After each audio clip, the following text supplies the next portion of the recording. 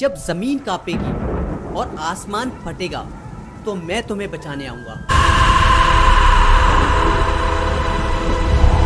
11 साल की कहानी,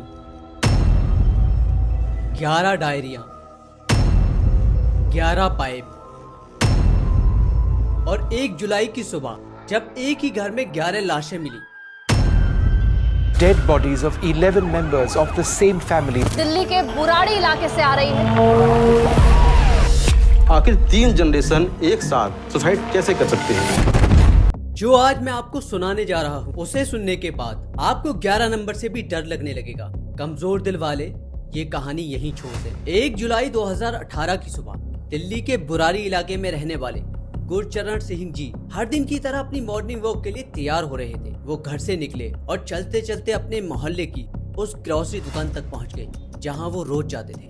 आमतौर पर ये दुकानें सुबह 5:30 से 6 बजे तक खुल जाती थी, लेकिन उस दिन कुछ अलग था। दूध और ब्रेड की डिलीवरी आ चुकी थी, लेकिन शटर बंद था और सारा सामान बाहर ही रखा हुआ था। ये दुकान उसी मोहल्ले के रहने वाले चुंडावत फैमिली की थी। गुरचरण सिंह जी पिछले 22 सालों से उनके पड़ोसी थे और इतने सालों से ऐसा कभी नहीं हुआ था कि परिवार का कोई सदस्य सुबह दुकान खोलने ना आए। इतना ही नहीं, चुंडावत परिवार का एक सदस्य रोज गुरचरण सिंह जी के साथ मॉर्निंग वॉक पर भी जाया करता था, लेकिन उस दिन वो भी नहीं आया।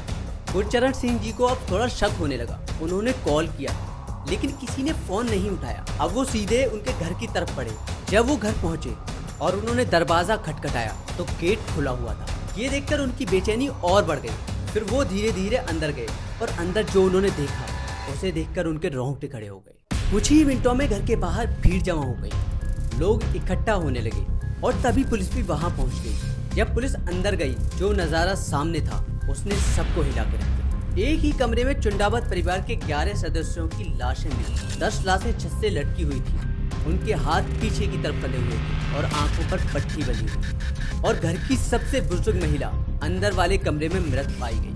अब इस रहस्य को समझने के लिए जरूरी है कि हम इस परिवार के बारे में जानें। चुंडावत परिवार का असली घर राजस्थान में था, लेकिन 1999 से वो दिल्ली में रह रहे थे। दिल्ली में उनका प्लाईवुड का सक्सेसफुल बिजनेस था और एक ग्रोसरी स्टोर भी था। ये खुशहाल और संपन्न परिवार था। पैसों की कोई कमी नहीं थी। घर की सबसे बुजुर्ग सदस्य थी 75 साल की नारायणी देवी। उनके 2 बेटे थे, भवनेश और ललित।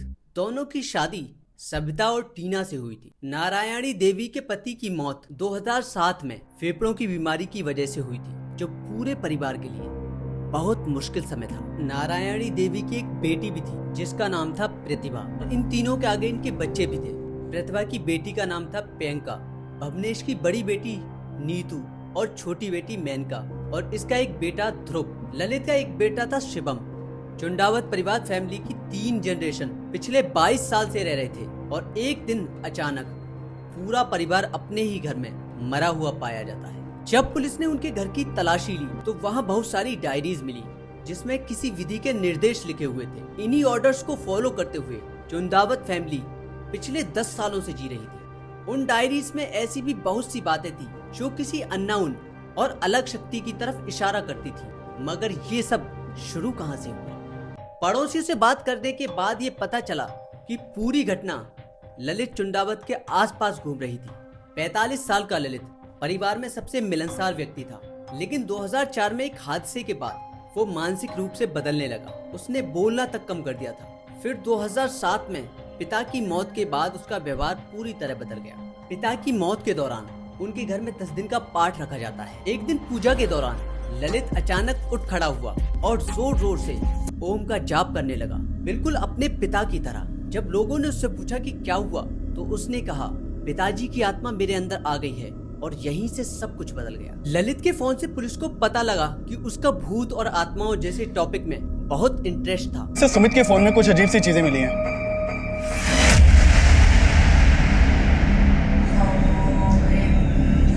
धीरे धीरे घर में रोज पूजा होने लगी। 9:30 बजते ही परिवार के लोग कहने लगते थे कि डैडी आने वाले हैं। ललित को भूत प्रेत और पैरानॉर्मल चीजों में गहरा इंटरेस्ट हो गया। वो इंटरनेट पर ऐसी वीडियोस देखता और कभी कभी वो कब्रिस्तान भी जाया करता था। धीरे धीरे पूरा परिवार डायरी में लिखे हुए निर्देशों को मानने लगा। जो इस कहानी को और भी ज्यादा रहस्यमय बना देती है वो थे 11 पाइप। ये पाइप्स की फोटो कहाँ की है? सर, ये घर के पीछे वाली दीवार पे लगे हुए हैं। वैसे मैंने इस बारे में पड़ोसियों से पूछताछ की है सर। कुछ लोगों का कहना है कि रिनोवेशन के लिए लगाए हैं। घर की दीवार पर लगे हुए 11 अजीब पाइप, जिसमें 4 पाइप ऊपर की तरफ मुड़े हुए थे और 7 पाइप नीचे की तरफ। जब पुलिस ने उस मिस्त्री को ढूंढा जिसने ये पाइप लगाए थे, तो उसने बताया कि ये पाइप लगाने का आइडिया खुद ललित का था और वजह थी घर में हवा आने जाने के लिए। लेकिन क्या सच में ये सिर्फ हवा के लिए थे या इनके पीछे छुपा था कुछ और? लेकिन सच्चाई जानकर आप सबके होश उड़ जाएंगे। इस घर में 4 पुरुष थे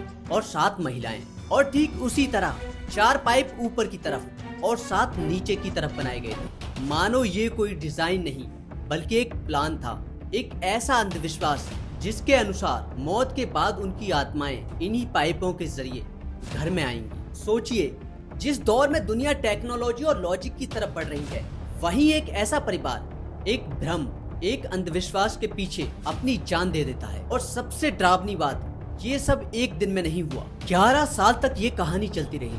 11 डायरियों में लिखे हुए निर्देश माने गए, यहाँ तक कि तारीख भी 1 जुलाई। उन सभी डायरीज में से एक डायरी में साफ साफ लिखा हुआ था कि उन सबके लटक जाने के बाद एक सुपर नेचुरल फोर्स उनके घर में आएगी और उन सबको बचा लेगी, बल्कि उन्हें मोक्ष देगी। मोक्ष हिंदू रिलीजियस के एक कॉन्सेप्ट है जिसमें ये कहा गया है, अगर इंसान पूरी जिंदगी अच्छे काम करे और ऊपर वाले की तरफ मन लगाए, वो साइकिल ऑफ बर्थ और डेथ से फ्री हो जाता है।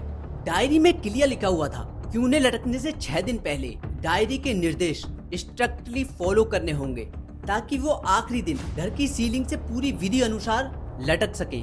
मौत का वक्त थर्सडे या संडे रात 12 बजे से 1 बजे के बीच होना चाहिए। डायरी के फाइनल एक्ट में लिखा था, जब जमीन कांपेगी और आसमान फटेगा तो मैं तुम्हें बचाने आऊंगा।